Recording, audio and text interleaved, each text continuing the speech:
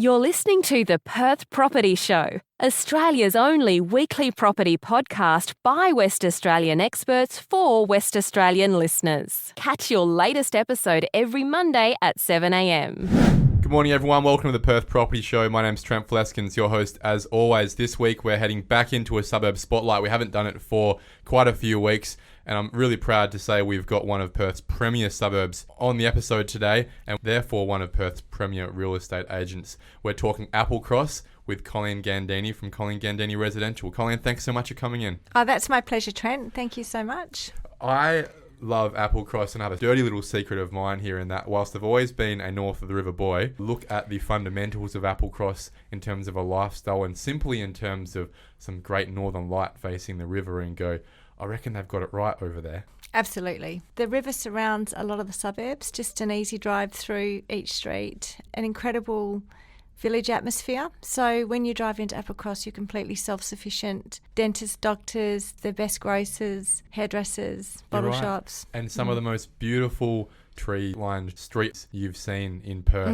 There's a couple of streets, is it Kintail, I think, a couple more where especially getting into wildflower season, those jacarandas absolutely encompass the whole street with purple flower. How beautiful, right? Yeah, absolutely incredible. Some of the prettiest streets in Perth are in this suburb, especially given the fact they also, a lot of them lead down to, as you said, the river.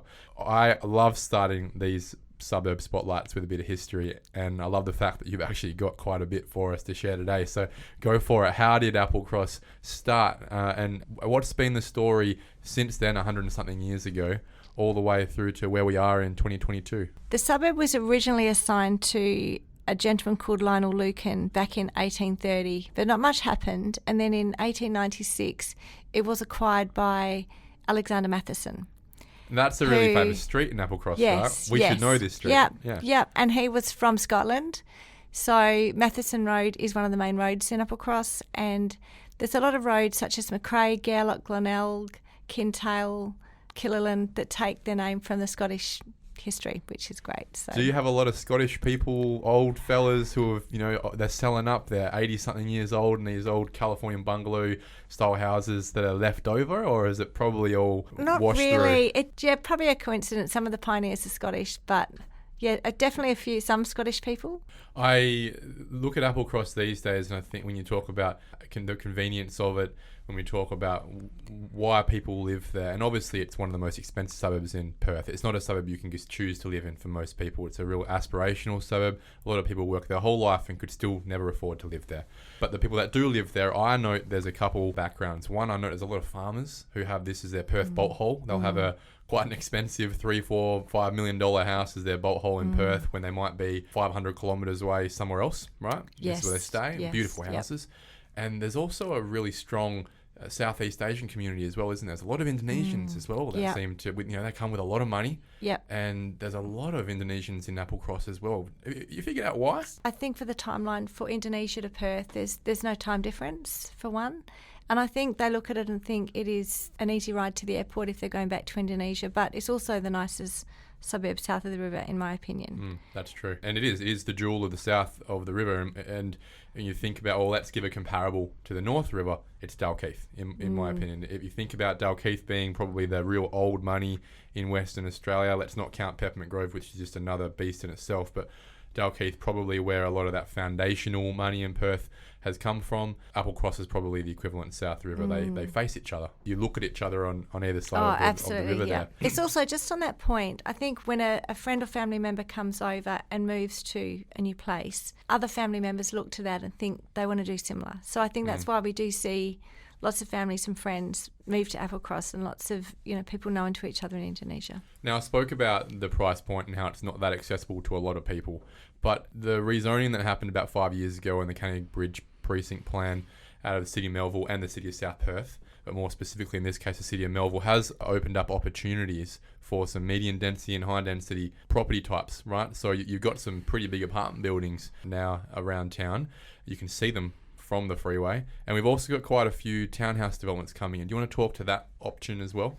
The apartments tend to have been, I wasn't sure when they first all started to be developed, I wasn't sure really who was going to be purchasing them, and now there's really not very many available. Yeah. In a very short period. Townhouses, once again, The demographics show that there's lots of people getting older but do want to stay in the area, and I feel that the nice townhouses and the luxury apartments have given people that option of somewhere to go but also stay in the area.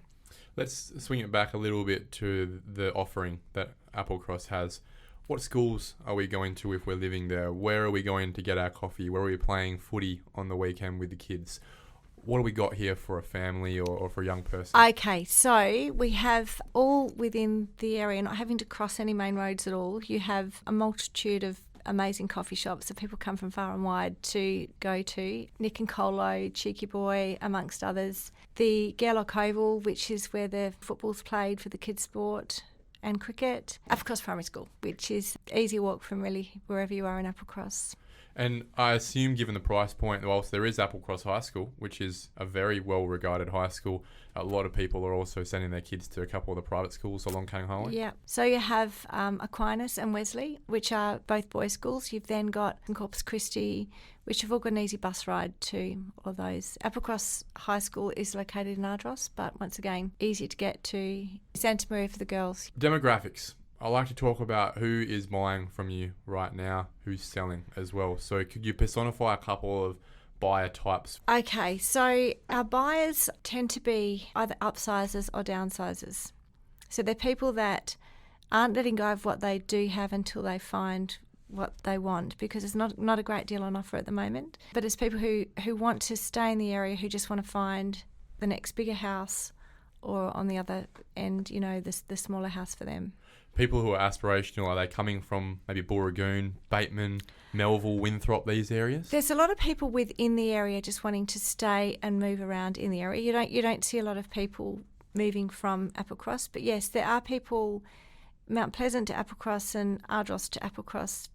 Like you said again, Winthrop is a natural progression. Yeah. Do we still have a lot of sellers who have been there for 40, 50 years, or is it a suburb that people are cycling through every 4 or 5 years? Almost everything I sell is from people that have been there for a long time. So there's very few that change. Maybe every 5 to 7 years I do see families shifting, but in the mainstream I think there are people that have been there for a very long time. If we can pull our conversation back a bit to how Applecross fits into the Perth story on the market right now, and we've spoken extensively on this podcast about where I believe Perth sits with regards to demand and supply, how that relationship with the East Coast has an effect, interest rates, COVID, the Russian war, all these things coming in. One interesting point you made to me off air was that it seems that the markets at this price point are more insulated from those factors, and it's very much more about the specifics of what properties are on the market and whether they suit the buyers in the market at the time.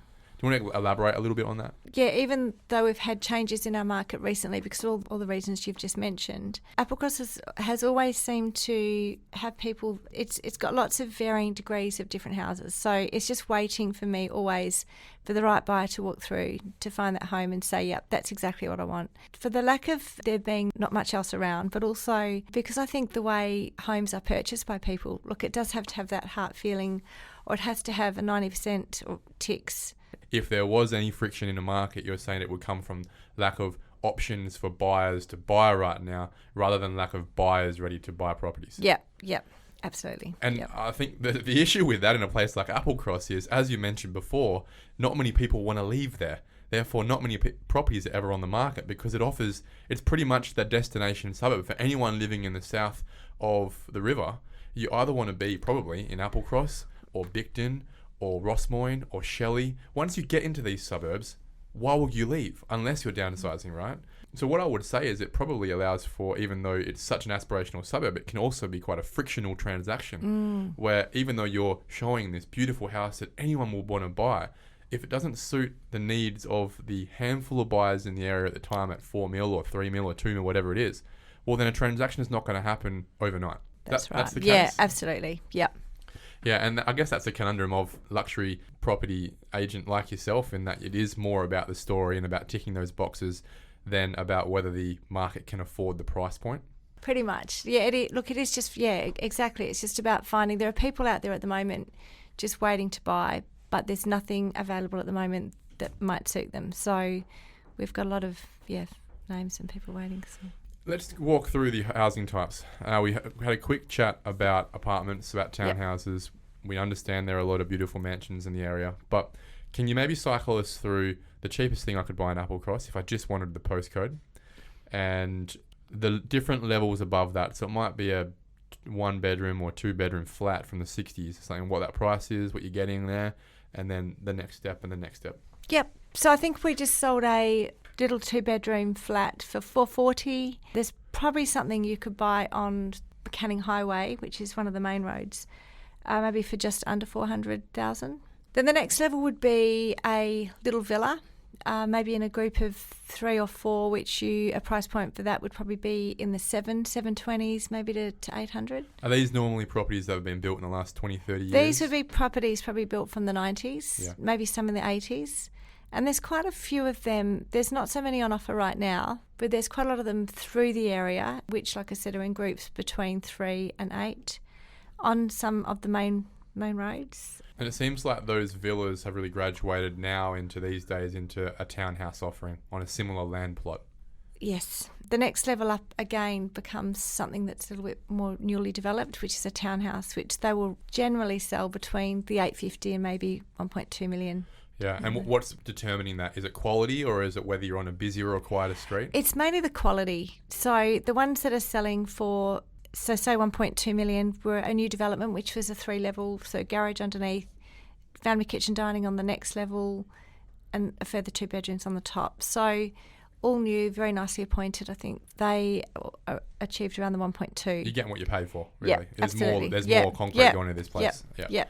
Makes sense. And my guess would be that once you get into that price point, you're really getting these half blocks that have maybe been subdivided with a older 3x1 or 4x1 or 4x2, right? Yes, interestingly enough, there's been many people over the years that have moved into that new level of building, which is it okay on half a block? So the half a blocks are selling maybe for 800 to $1 million. Now a half a block now is probably going to be 1.4 plus.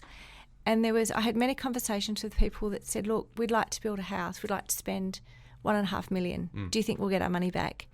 And funnily enough, probably 3-4 years ago, there wasn't any sales evidence to really show people that was possible. That you're going to get $3 million out of this property. On a small block, yeah. However, I just felt we were going through a change. People had been, putting these beautiful houses on these small blocks.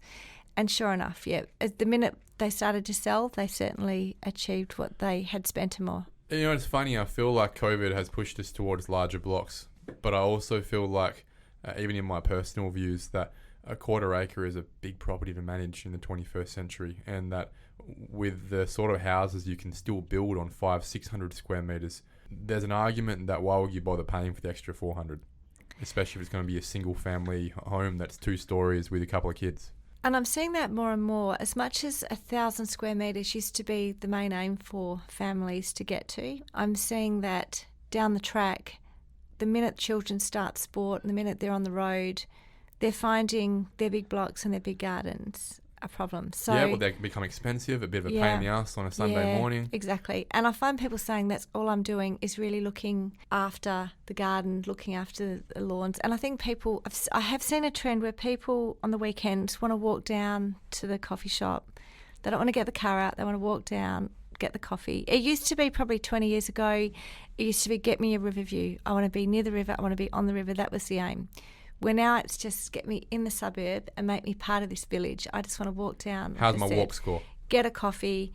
The lovely thing too is there's a lot of extremely wealthy people in Applecross, but no one really minds what anyone else does, how they got there, what they do. They just rock up to the coffee shop, have a chat. Yeah. It's lovely.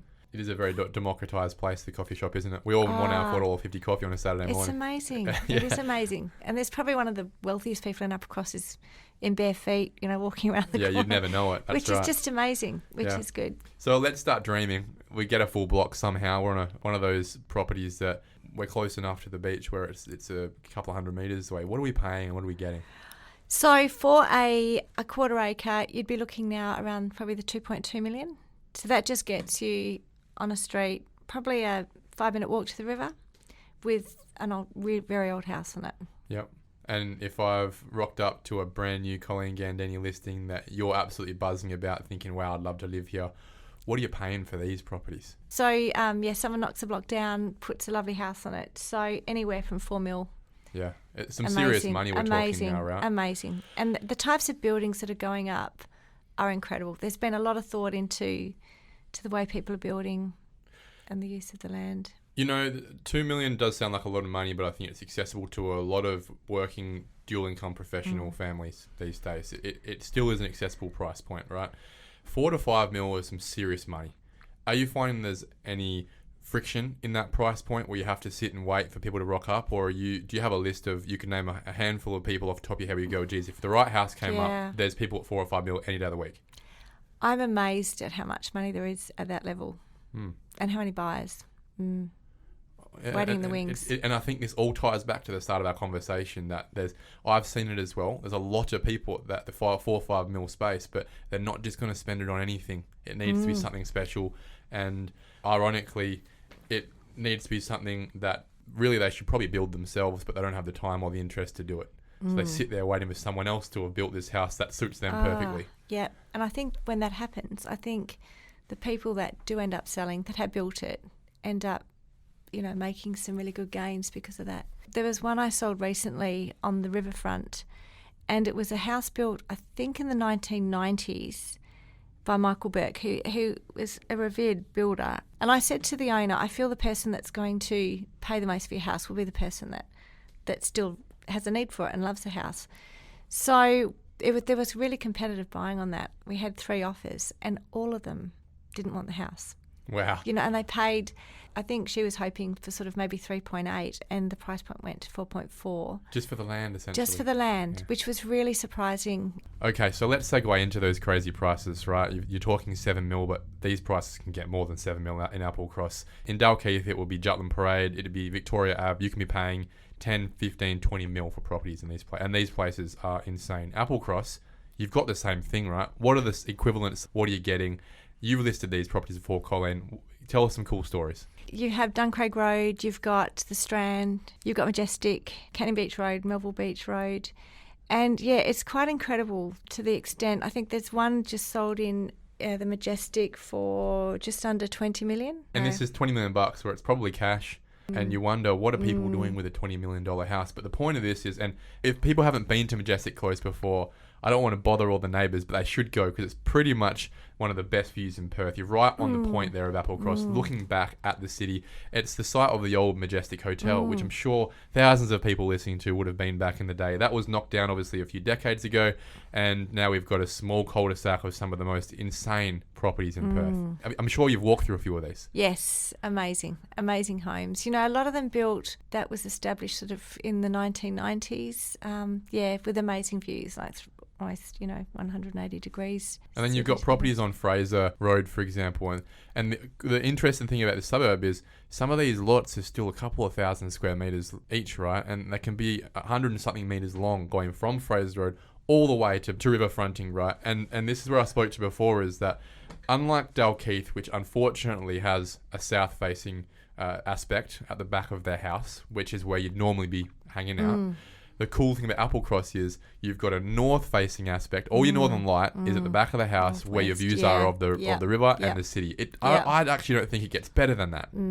I agree. Look, at the moment on Fraser Road, I have a property available where you drive in, and then at the bottom is the river. So there just aren't many of those properties left, and Fraser Road is the only street that you'll ever find one of those available. But under $6 million for 1,390 square metres, it's crazy. Dude, I reckon you'll have a sale by the end of the week. Just put it on here. Is the property missing a mansion? So the special things about this, so there's 2 very old houses on the block, so it actually has a survey strata into 2 lots, which makes it even more special because you can actually have 2 houses on the one block, which you wouldn't ever be able to do that now. But it's a narrower frontage, but as long as you build right, you've got all the views, and you're sitting there, and so there's just a pathway and the river. That's it. Yeah, it's fantastic, and it's exactly what you would have on Jutland and Victoria. Same thing, where the back of your house is the beach, right? But like you said, probably better because of the light that you'll get. Exactly, this is more of a northwest light, but amazing.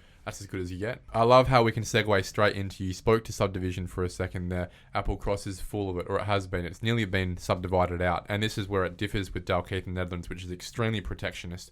There's about 3 roads in Dalkeith that have any opportunity for subdivision. They've nearly all been done in the space of 3 years. The rest of the suburbs are 10. How is Applecross different in terms of its density? So I think 25 years ago, they offered subdivision to a lot of the main, like it went to R20 for a short amount of time.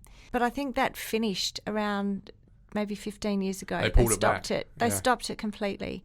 So there are still a lot of the big blocks, but a lot of the land did get chopped up. And it does look a little bit different with that. But then I guess it's helped with the growth, and it's helped bring lots of different people in. What it's helped bring, as you're alluding to, is a village feel. And the thing that Dalkeith doesn't have, unfortunately, is a village feel. It feels, unfortunately, it's a suburb that feels like it's stuck 30 years ago. No one really wants to hang out. No one really wants to get around each other at the coffee shop.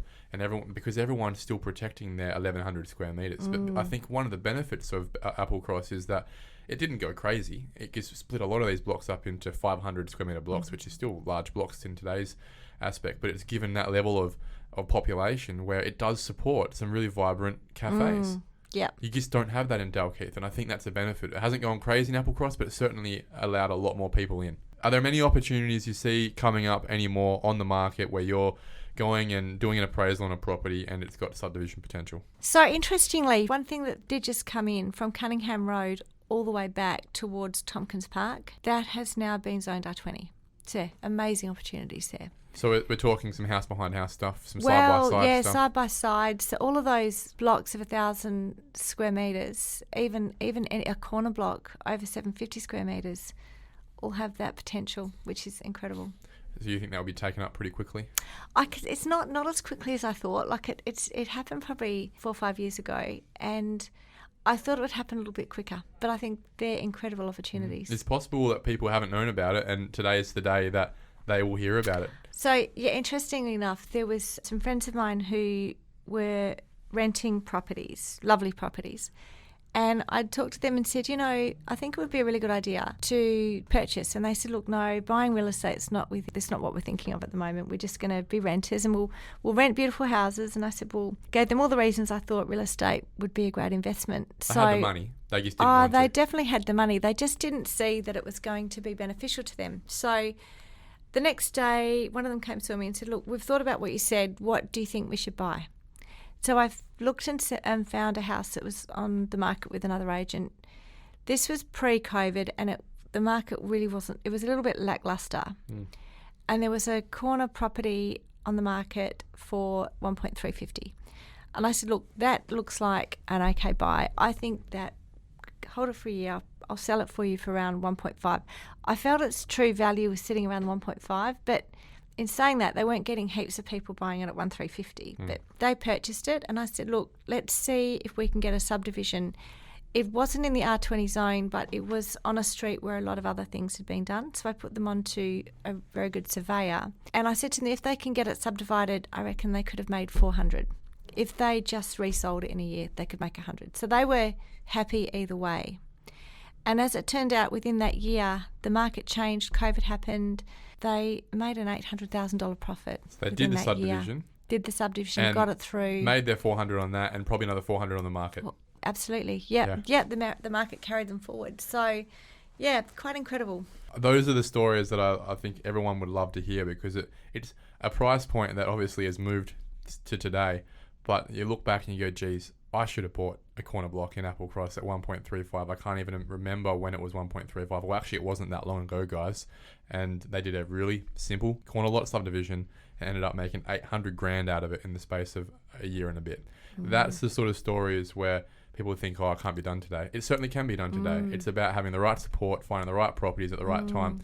And I would suggest it's a really interesting time right now in Perth, because there's so much negativity coming out of the East Coast, where they're all scrambling to figure out what to do with their extremely expensive overpriced properties, and pushing that negativity towards the West Coast as well from the commentary point. Whereas, ironically, over a third of the interest we get in Perth these days is from the East Coast. There's a lot of confusion, a lot of noise, interest rates going up. And what it's done, I think, is allowed for a slight level of pause in some buyers. Whilst we still have transaction numbers that have essentially sustained themselves for 2 years now. So we haven't seen a lack of demand or a drop in demand.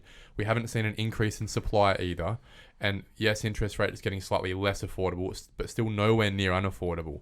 This is the opportunity for everyone listening this next couple of months in winter. I see this as being that space there where if you want to get in, make that decision, this is the time. Because we get to spring again, people start opening their checkbooks out, the RBA starts settling on their course of interest rate rises, a little bit more certainty comes back into the market, the building industry starts to relax a bit more, as we've spoken about with land sales falling off a cliff in the March quarter this year.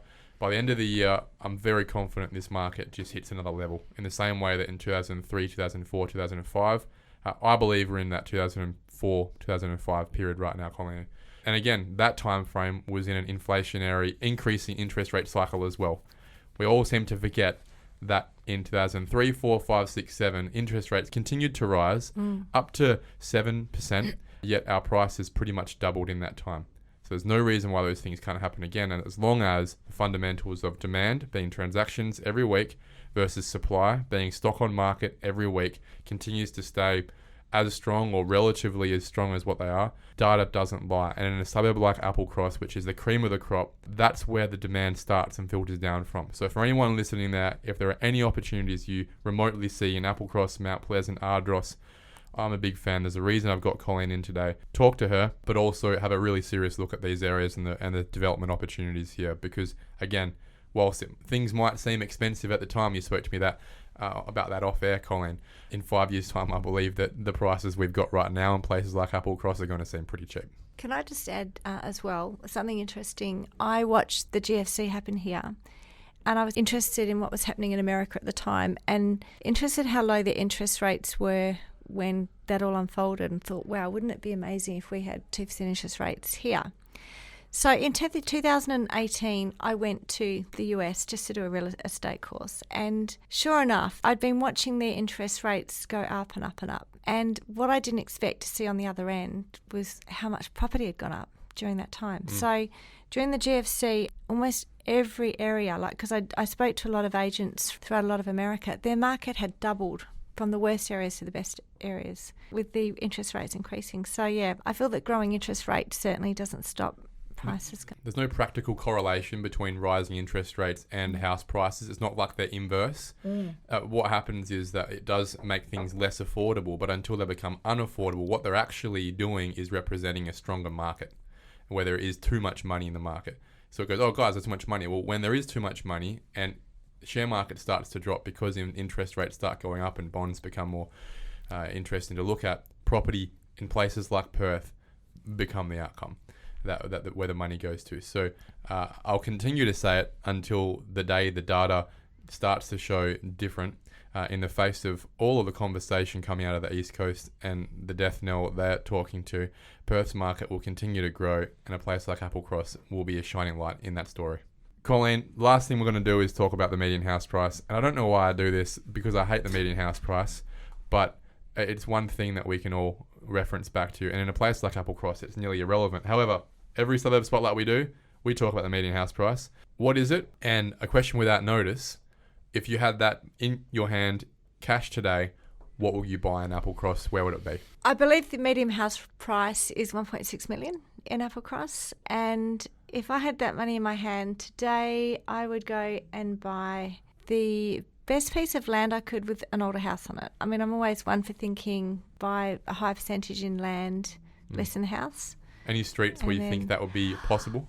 For 1.6, yeah, there's heaps of. Look, there's probably not overly a lot on the market in Applecross right now, but yeah, things will become available, and I think it's just looking, being discerning, seeing what's coming on, jumping in, becoming familiar with things. Bonus question: what's your favourite street in Applecross? The Strand. You heard it there, guys. Colleen Gandini from Colleen Gandini Residential. Thanks so much for coming in, Colleen. I really appreciate it. I love talking about this suburb, and hopefully we can have you on again sometime soon in the future. Thank you very much, Trent. Thank you for listening to another episode of the Perth Property Show. If you've only just joined the conversation, you can catch up by heading over to our website, perthpropertyshow.com.au, subscribing to the podcast, or joining our Facebook page. Don't forget to tune in next Monday at 7 a.m. for more expert insights, local analysis, and suburb spotlights. Happy hunting!